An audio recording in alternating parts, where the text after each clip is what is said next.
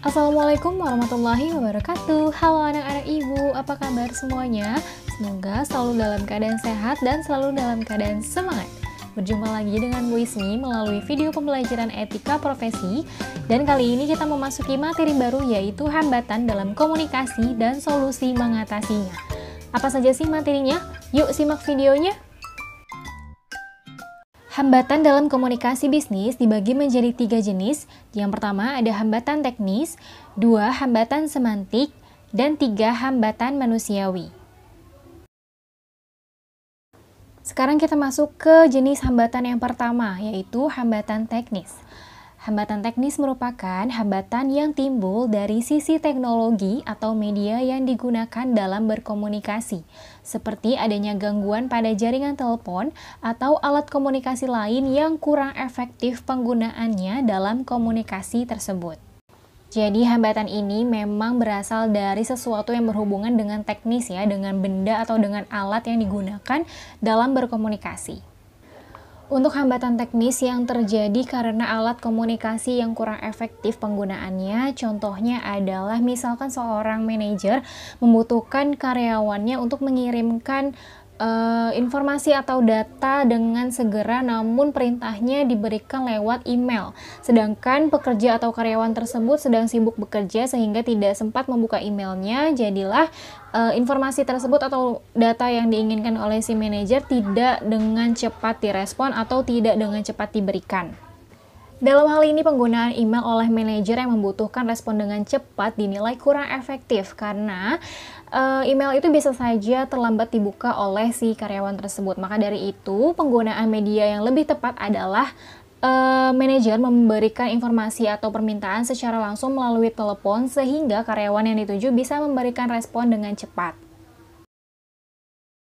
Berikut adalah contoh hambatan teknis. Di tengah situasi learning from home, seorang guru menggunakan media video conference untuk proses belajar mengajar. Saat sedang menjelaskan materi, tanpa disadari, koneksi internet guru tersebut mengalami gangguan dan akhirnya semua murid yang bergabung dalam video conference tersebut tidak menerima materi yang sedang dijelaskan. Dari kasus tersebut, pembelajaran online melalui video conference bisa saja menghadapi hambatan teknis, mulai dari koneksi internet yang tidak baik sampai kondisi perangkat yang digunakan. Lanjut ke hambatan yang kedua, yaitu hambatan semantik. Hambatan semantik merupakan hambatan yang terjadi berkaitan dengan faktor penggunaan bahasa oleh para pelaku komunikasi atau penafsiran yang keliru terhadap isi pesan atau informasi yang disampaikan. Contoh hambatan semantik, di sini ada suatu perusahaan yang baru saja mengalami pergantian pimpinan. Pimpinan yang baru di perusahaan tersebut merupakan warga negara Cina yang baru saja memutuskan untuk berdomisili di Indonesia untuk mengurus perusahaannya. Pimpinan tersebut tidak terlalu fasih dalam berbahasa Inggris dan tidak bisa berbahasa Indonesia. Oleh karena itu, perbedaan bahasa yang terjadi di perusahaan sering menyebabkan perbedaan persepsi dari para bawahannya. Contoh lain dari hambatan semantik, misalnya seseorang mengirimkan pesan melalui chat WhatsApp, lalu menggunakan kata-kata atau bahasa yang disingkat, dan ternyata singkatan tersebut itu menafsirkan pengertian yang berbeda bagi orang yang menerima pesan tersebut. Maka di situ muncullah hambatan semantik karena penggunaan kata atau penggunaan bahasa yang kurang tepat dan kurang efektif. Contoh lain dari hambatan semantik, misalkan ada komunikator dan komunikan yang berbeda suku, yang satu Jawa, yang satu Sunda. Terus yang komunikator tersebut mengeluarkan bahasa Jawa dan terdapat satu kata yang ternyata di Sunda juga ada kata tersebut, namun berbeda arti. Nah, dari situ bisa menimbulkan hambatan semantik karena adanya perbedaan bahasa tersebut dan perbedaan makna. Oleh sebab itu, usahakan ketika kita berbicara kepada orang lain yang berbeda suku, tidak menggunakan bahasa daerah karena untuk meminimalisir atau menghindari adanya hambatan semantik dari bahasa yang kita gunakan. Terdapat 8 gangguan semantik dalam komunikasi. Gangguan yang pertama ada allness. Allness merupakan sikap komunikan yang cenderung menganggap paham sebuah pesan dalam komunikasi, padahal belum tentu pesan yang disampaikan sesuai yang dipahaminya. Nah, ini biasanya orang-orang yang sok tahu nih, informasinya belum selesai disampaikan, sudah menganggap bahwa dia mengerti apa yang disampaikan oleh komunikator, padahal bisa saja maksudnya berbeda, seperti itu. Yang kedua adalah evaluation. Di sini, evaluation itu merupakan sikap seseorang yang sering mengevaluasi proses komunikasi dan terfokus untuk menolak pendapat orang lain dan cenderung memberikan evaluasi ketimbang menerima masukan atau informasi baru. Sebagai contoh, misalkan ada suatu grup WhatsApp, ada si A dan ada si B. Si A itu mengirimkan informasi mengenai perkiraan cuaca misalkan di hari tersebut. Lalu si B menganggap bahwa informasi tersebut tidak penting dan tidak perlu dikirimkan di grup. Nah, si B berkomentar, lalu si B itu hanya bersikap untuk mengevaluasi proses komunikasinya saja, namun tidak menerima informasi yang disampaikan oleh si A. Nah, itu adalah contoh dari evaluation. Gangguan yang ketiga adalah bypassing. Di sini, bypassing merupakan sikap yang cenderung menyalahkan orang lain, terutama berkaitan dengan penggunaan kata yang menurutnya tidak pantas atau tidak tepat digunakan dalam komunikasi tersebut. Misalkan ada 3 orang A, B, dan C sedang mengobrol. Si A mengeluarkan kalimat yang tidak pantas atau kurang sopan kepada si B, lalu si B itu marah atau tersinggung. Dan si C bersikap menyalahkan si A karena mengeluarkan kata-kata yang kurang pantas atau yang kurang sopan dalam berkomunikasi sehingga membuat si B tersinggung. Di sini yang awalnya hanya B yang tersinggung dengan ucapan A, menjadi A juga tersinggung terhadap C yang menyalahkan dirinya gitu. Jadi dengan adanya sikap menyalahkan itu bisa menambah atau menyebabkan gangguan semantik. Gangguan yang keempat adalah kesalahan penggunaan bahasa. Terjadi ketika seseorang salah dalam menggunakan istilah tertentu atau terlalu banyak menggunakan istilah asing yang kurang baik. Ini seperti contoh yang sudah Ibu jelaskan sebelumnya ya. Yang kelima, penilaian spontanitas, yaitu memberikan pendapat ketika menerima informasi tanpa mencerna terlebih dahulu. Makna kiasan akan dianggap sebagai makna lugas yang menimbulkan perpecahan. Nah, ini sering sekali nih terjadi di sekitar kita. Contohnya misalkan si A bercanda kepada si B, menggunakan bahasa yang menurut dia sebenarnya hanya bercanda gitu. Namun si B itu menganggap bahwa si A itu serius, sehingga menimbulkan perpecahan antara si A dan si B. Gangguan semantik yang keenam adalah kebingungan fakta. Banyaknya informasi yang diterima serta informasi yang tidak konsisten menyebabkan kebingungan mana fakta yang benar dan salah. Contohnya, misalkan pada saat itu sedang ramai dibicarakan masyarakat adalah Undang-Undang Cipta Kerja yang disahkan oleh Dewan Perwakilan Rakyat. Di situ banyak sekali informasi-informasi yang tersebar di masyarakat dan menyebabkan masyarakat yang menerima informasi tersebut kebingungan nih, mana fakta yang benar dan mana fakta yang salah. Gangguan yang ketujuh yaitu pembuatan kesimpulan mentah. Mirip dengan penilaian spontanitas, informasi yang diterima seringkali tidak dicerna dengan baik, yang apabila dipercaya banyak orang akan menjadi gangguan semantik dalam komunikasi. Yang terakhir adalah kesalahan persepsi. Di sini, kesalahan persepsi dapat memicu terjadinya konflik pada pihak yang terlibat dalam komunikasi. Gangguan yang terakhir adalah kesalahan persepsi.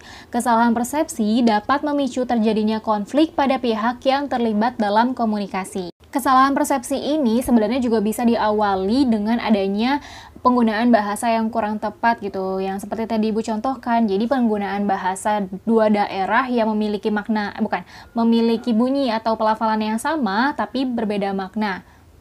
Atau bisa saja sebenarnya penggunaan bahasanya sudah baik, sudah benar, sudah tepat gitu ya, tapi bisa saja si komunikan yang menerima informasi tersebut berpersepsi lain.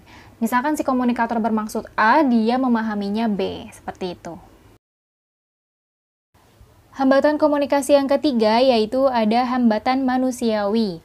Hambatan manusiawi ini terjadi karena faktor-faktor manusia atau pelaku komunikasi seperti emosi dan prasangka pribadi, kemampuan dan ketidakmampuan alat-alat panca indera seseorang, persepsi, kecakapan, dan lain-lain. Hambatan manusiawi ini muncul dari masalah-masalah pribadi yang dihadapi oleh orang-orang yang terlibat dalam komunikasi, baik komunikator maupun komunikan.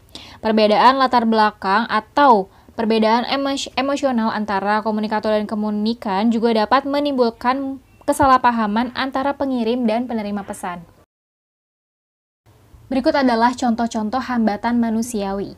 Contoh yang pertama, seorang komunikator berbicara dengan komunikan yang sedang melamun, sehingga apa yang dibicarakan oleh komunikator tidak tersampaikan dengan baik. Jadi ketika seseorang sedang melamun, indera pendengarannya kan juga tidak maksimal gitu, sehingga tidak menyimak juga apa yang disampaikan oleh si komunikator. Maka dari itu, pesannya tidak sampai kepada komunikan. Contoh yang kedua, seorang anak menyampaikan hasil ulangan yang jelek kepada ayahnya. Namun saat itu, ayahnya yang baru pulang kantor dalam kondisi lelah dan emosi melihat hasil ulangan sang anak, sehingga komunikasi antara anak dan ayahnya tidak berjalan lancar. Jadi di sini penyebab adanya hambatan itu adalah emosi yang disebabkan oleh ayahnya yang baru pulang kerja, lelah, dan ternyata anaknya mendapatkan nilai yang jelek, dan itu bisa membuat ayahnya marah seperti itu. Padahal maksud sang anak hanya ingin melaporkan, bukan untuk dimarahi. Contoh ketiga dari hambatan manusiawi yaitu seorang penumpang kereta menanyakan rute kepada penumpang yang duduk di sebelahnya. Namun ternyata penumpang di sebelahnya tersebut dalam kondisi tunarungu sehingga komunikan tidak dapat memberikan respon kepada komunikator. Nah, di sini hambatan manusiawinya itu berupa indera pendengar ya, yang memang tidak berfungsi pada komunikan gitu, sehingga komunikan itu tidak bisa mendengar apa yang dibicarakan oleh komunikator. Selanjutnya ada hal-hal yang mempengaruhi hambatan manusiawi. Yang pertama, persepsi selektif. Manusia memiliki persepsi sendiri dalam mengartikan isi dari informasi yang diperoleh. Yang kedua adalah atensi selektif. Di sini, manusia lebih cenderung memilih fokus pada komunikasi sesuai dengan pilihan pribadinya. Seseorang berhak menentukan topik yang diminati saat hendak berkomunikasi. Jadi atensi di sini tuh dimaksudkan dengan ketertarikan, perhatian atau kecenderungan seseorang untuk memilih informasi apa yang ingin dia terima, seperti itu. Di sini, atensi selektif itu seseorang bisa menentukan mana informasi yang ingin fokus ia dengarkan, mana juga informasi yang tidak ingin ia dengarkan. Yang ketiga adalah retensi selektif. Merupakan kecenderungan manusia untuk memilih mengingat hal yang mereka minati. Dalam hal komunikasi, seseorang belum tentu mengingat seluruh bagian dari informasi yang disampaikan. Ini sering sekali terjadi pada saat kita menerima suatu informasi, tapi kita tidak menaruh minat terhadap informasi tersebut, pasti informasi yang disampaikan itu akan lebih cepat kita lupakan karena kita tidak menaruh minat terhadap informasi yang disampaikan itu.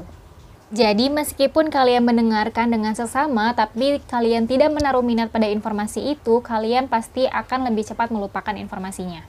Berbeda halnya jika kalian menaruh minat terhadap suatu informasi, kalian pasti akan lebih mudah mengingat, bahkan lebih banyak mengingatnya, karena informasi tersebut adalah informasi yang kalian minati. Selanjutnya adalah solusi mengatasi hambatan komunikasi. Solusi untuk mengatasi hambatan komunikasi ini bisa berasal dari pengirim pesan atau komunikator, bisa dari pesan, dan bisa juga dari penerima pesan atau komunikan. Lalu, solusi mengatasi hambatan komunikasi dari pengirim pesan atau komunikator yang pertama, merumuskan informasi sedemikian rupa agar tujuan komunikasi tercapai. 2. Membuat penerima pesan memahami pesan yang disampaikan. 3. Menyatakan satu ide atau gagasan dalam satu waktu. 4.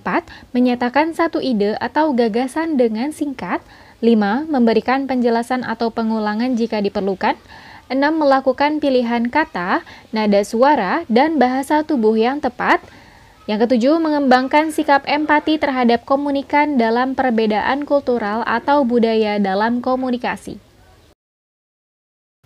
Next, yaitu solusi mengatasi hambatan komunikasi dari sisi pesan. Yang pertama, menggunakan media yang tepat. 2. Disampaikan dengan jelas. 3. Waktu pengiriman pesan disesuaikan dengan kesiapan penerima pesan. 4. Disampaikan dengan menggunakan volume suara yang sesuai. 5. Pesan yang disampaikan bersifat inklusif dan informatif. Inklusif berarti pesan diperlukan oleh penerima, sedangkan informatif berarti pesan tersebut ingin diketahui oleh penerima. Solusi mengatasi hambatan komunikasi yang terakhir yaitu dari sisi penerima pesan atau komunikan. Yang pertama, aktif mendengarkan dalam proses komunikasi. 2. Fokus perhatian pada pesan yang disampaikan dengan memberikan momen prioritas. 3. Melihat dan menyimak isi pesan tidak langsung atau nonverbal. 4. Menjaga pikiran tetap terbuka dan hindari penilaian atau asumsi semata.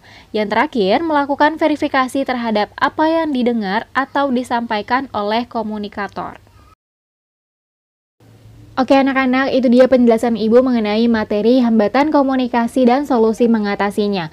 Terima kasih telah menyaksikan video Ibu. Semoga kalian bisa memahami apa yang Ibu sampaikan dalam video ini. Sampai jumpa pada video-video selanjutnya. Wassalamualaikum warahmatullahi wabarakatuh.